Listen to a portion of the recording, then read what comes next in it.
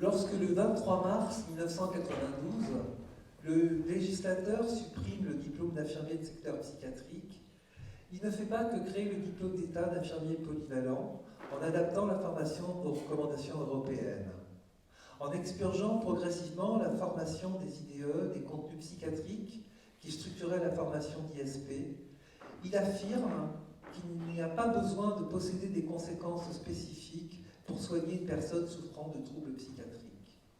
Les personnes en état maniaque ou mélancolique, celles qui délirent bruyamment, qui sont envahies par des hallucinations acoustico-verbales, celles dont l'organisation limite les pousse à attaquer tout lien à l'autre, celles qui ont besoin de vérifier plus de 200 fois que leurs robinets et portes sont bien fermés, tout cela doivent bénéficier des mêmes types de soins, réalisés avec le même type de raisonnement clinique que les personnes souffrant d'un infarctus, d'une sclérose en plaques ou d'un diabète.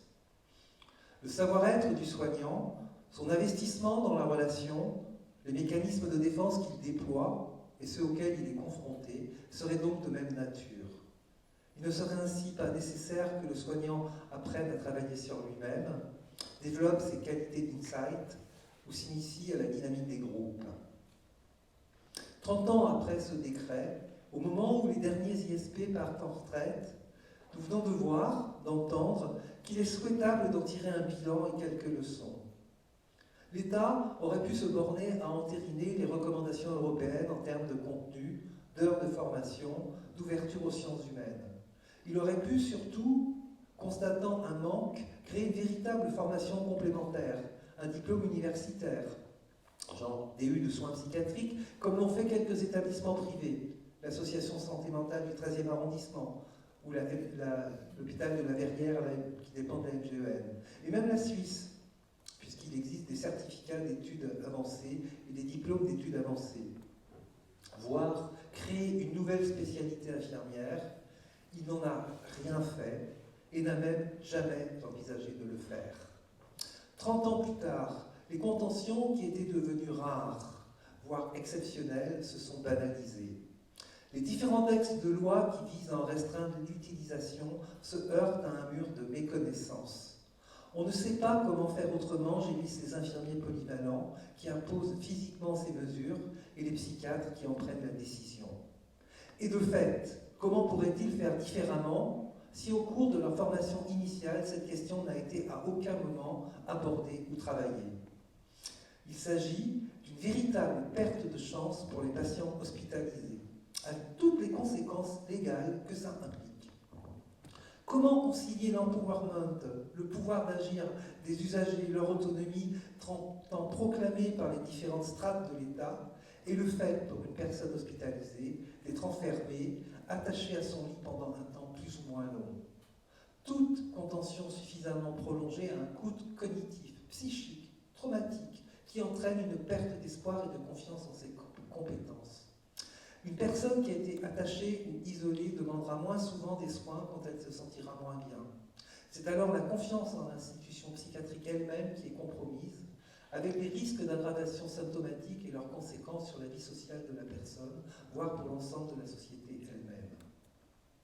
Cette suppression du diplôme d'infirmier de secteur psychiatrique et surtout des contenus de formation qui y étaient attachés apparaît rétrospectivement comme la première attaque contre la psychiatrie en tant que discipline. Depuis 1992, on ne compte plus les textes et règlements qui réduisent, amputent le soin en psychiatrie et le secteur qui visait à soigner chacun au plus près de chez lui. Faut-il les lister au moment où leur accumulation paupérise la psychiatrie et transforme les personnes hospitalisées en citoyens de seconde zone? Le rapprochement avec l'hôpital général a transformé la psychiatrie et les soignants qui y travaillaient en variables d'ajustement. Nos unités ressemblent d'ailleurs de plus en plus à des services de soins somatiques. Ils sont traversés par des blouses blanches qui n'ont plus le temps de s'arrêter auprès d'un patient qui va mal, de lui proposer un entretien au débeauté. Ils doivent nourrir l'ordinateur, cet ogre qui nous dévore chaque jour un petit peu plus, en temps réel évidemment. Et nous notons, cotons, gavons, sans prendre le temps de nous arrêter pour penser. La clinique, attaquée par les laboratoires pharmaceutiques et les experts qu'elle finance, a mis en avant la notion de trouble, qui ne décrit plus d'entité clinique clairement repérée. Le trouble bipolaire a remplacé la vieille PMD et permis de multiplier la vente des antidépresseurs. Les troubles du spectre autistique diagnostiqués par des centres experts pullulent. Bientôt, comme au Japon, la schizophrénie sera remplacée par le trouble de l'intégration, qui sera certes un temps moins stigmatisant, mais sera vite repris par les discours médiatiques dès qu'un quelconque cannibale des Pyrénées sera sorti sans autorisation. Il est à craindre que les multiples plateformes et autres numéros verts soient de peu d'utilité dès lors qu'il s'agit non plus de repérer ou de diagnostiquer, mais de soigner. Le soin en psychiatrie, nous l'avons vu, repose sur des personnes, des soignants, des travailleurs sociaux, des médecins et des usagers qui réfléchissent ensemble, bref, sur des collectifs. Nul ne soigne seul. Cette leçon bien oubliée de la psychothérapie institutionnelle évite nombre de mesures coercitives. Un comportement n'est jamais simplement ce qu'il paraît être. Il existe toujours un sous-texte, un discours latent caché par le discours manifeste, discours auquel nous sommes hélas de plus en plus sourds dans des unités désertées par la réflexion psychodynamique. Arrêtons-nous là, on va finir par pleurer, alors qu'il nous faudrait plutôt lever le poing. Nous sommes dos au mur, nous ne pouvons plus reculer. Les jeunes infirmiers désertent de plus en plus des établissements que nos plaintes décrivent comme un long purgatoire. Savons-nous bien susciter leur désir? Était-ce mieux avant? Pas partout, pas toujours, pas tout le temps. C'était mieux là où nous nous battions. Et si par dérision nous nous sommes nommés nous-mêmes les dinosaures de la psychiatrie, nous sommes en réalité plutôt des ornithorynques, une espèce d'équité mammifère mais qui pond des œufs, a une mâchoire cornée qui ressemble à un bec, la queue d'un castor, et puis qui est venimeux. Nous sommes des inclassables. Ça suffit. Arrêtons de nous plaindre, battons-nous. Nous sommes dos au mur, nous ne pouvons que rebondir, qu'aller de l'avant. Nous avons lu quelques textes issus d'une abondante littérature infirmière dédiée aux soins en psychiatrie. Je regrette que, faute de temps, nous n'ayons pu découvrir ou redécouvrir ensemble les ouvrages de Blandine Poney, Patrick Touzet, Yves Gilou, Hubert Bieser, ni les articles de Jean-Paul Langtin, de Serge Rouvière et de bien d'autres. Si en 1992, nous avions collectivement laissé peu de traces écrites, il n'en va plus de même aujourd'hui. Commençons par nous lire nous-mêmes, par nous critiquer pour avancer, pour explorer d'autres horizons. Sans ces lectures critiques, nous ne ferons pas reculer les isolements et les contentions. Les assises citoyennes de la santé mentale qui ont rassemblé à Paris, à la Bourse du Travail, ces 11 et 12 mars, ces assises qui ont rassemblé plus de 500 personnes. Des motions ont été rédigées par des participants issus de toutes les couches de la société. C'est un début. Créons dès aujourd'hui une nouvelle psychiatrie. Proclamons l'an 1 de la psychiatrie, dès aujourd'hui, dès ce 21 mars 2022. On arrête tout, on réfléchit, et c'est pas triste. Nous avons été des bricoleurs, nous avons utilisé des moyens détournés pour provoquer des mouvements incidents, des sauts de côté où le soin pouvait advenir et les relations se développer. Nous avons su faire avec les moyens du bord, nous avons agrégé le peu qu'on nous laissait, objets, instruments, médiations, activités de briques et de broc. Nous avons accumulé des connaissances et des bouts de ficelle qui pourraient toujours servir et qui finalement servaient.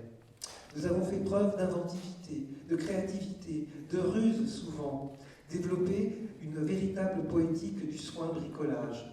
Nous avons su parler avec les choses, mais aussi au moyen des choses. Nous avons su faire parler les matériaux, les choses et les instruments à des fins que nous avions conçues avec les patients. Il n'était pas d'objet que nous ne pouvions détourner et investir. C'était carnaval, pas tous les jours, mais chaque fois qu'il y avait une opportunité. Nous savions saisir le kairos par les cheveux chaque fois qu'il se pointait dans nos services, dans les rues de nos villes ou lors des séjours thérapeutiques que nous organisions. Mais l'ingénieur et le comptable ont fini par nous supplanter. Ils ont asséché notre créativité et notre corps pas toujours défendant. Nous étions des bricoleurs, il nous faut maintenant devenir des braconniers. Des braconniers sur les terres des seigneurs de la finance et des petits marquis du management néolibéral. Posons nos colères en douce pour rester soignants. Faisons mentir les ordinateurs. Serpentons à travers les mailles des réseaux qu'on nous impose. Collectons ce qui nous paraît utile et composons par notre marche même, par ces rencontres régulières, singulières, rares peut-être, mais riches, composons pas à pas notre quotidien. Résistons. Chaque entretien, chaque activité que nous proposons, chaque soin même peut et doit devenir un acte de résistance. Rusons. L'an 1 de la psychiatrie, c'est cela, du bricolage, du braconnage, du petit à petit, du pas à pas, du petit ruisseau qui fera peut-être un jour une grande rivière. Des pratiques alternatives, dirait Mathieu Bellassène, à l'unisson ou presque de Lévi-Strauss ou de Michel de Certeau. C'est la psychiatrie qu'il nous appartient d'inventer aujourd'hui au cœur de nos unités, de nos CMP et de nos hôpitaux de jour, avec les usagers, leurs familles quand c'est possible. Faisons feu de tout bois, tout ce qui n'est pas explicitement interdit est autorisé. Tout ce qui est interdit peut être détourné. L'an 1 de la psychiatrie, on arrête tout, on réfléchit et c'est pas triste. Et d'abord, rencontrons-nous pour parler, échanger autour de nos pratiques, de ce que l'on peut faire, de ce que l'on aimerait faire, des moyens de pouvoir y parvenir, de le penser, de l'organiser. Après tout, nous ne sommes pas sous des bombes russes. Nous n'affrontons jamais que des tigres de protocole. Rassemblons-nous chaque fois que c'est possible pour échanger, à 5, à 10, à plus. Partager nos aventures de soins, nos réflexions, nos rêves, s'entraider, mettre nos ressources en commun. Tout seul dans ton unité, tu crèves. À plusieurs, on résiste, on s'épaule, on pèse un peu plus. CERPSI prendra sa part. Sur le site cerpsy1.com, dans les unités, chaque fois que vous nous inviterez.